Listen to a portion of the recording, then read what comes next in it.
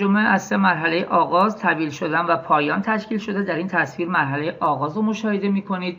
ابتدا بخش کوچیک ریبوزوم به mRNA نزدیک میشه، به گونه‌ای که کدون آغاز یا آیوجی در جایگاه پی ریبوزوم قرار میگیره.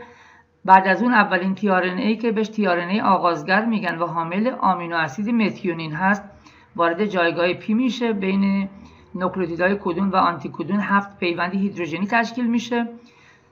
بخش بزرگ ریبوزوم به بخش کوچیک متصل میشه و ساختار ریبوزوم برای ترجمه کامل میشه.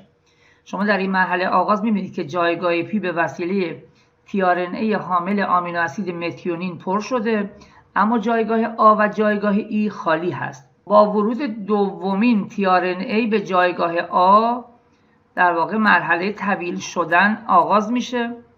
خب جایگاه آ هم پر شده.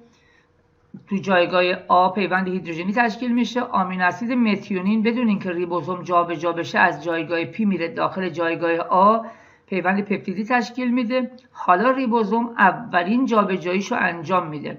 اون اولین tRNA که بدون آمینو اسید از جایگاه ای ریبوزوم رو ترک میکنه و سومین tRNA وارد جایگاه آی ریبوزوم میشه.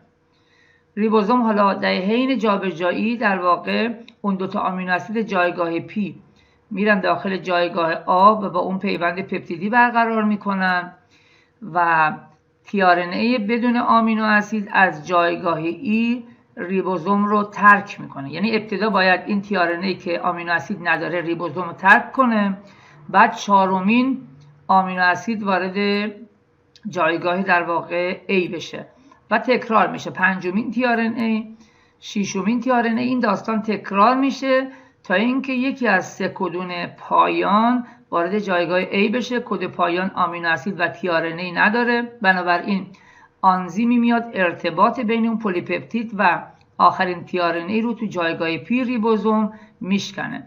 در پایان پلیپپتید، 2 بخش بزرگ و کوچیک ریبوزوم از همدیگه جدا میشن و در واقع عمل ترجمه پایان میپذیره.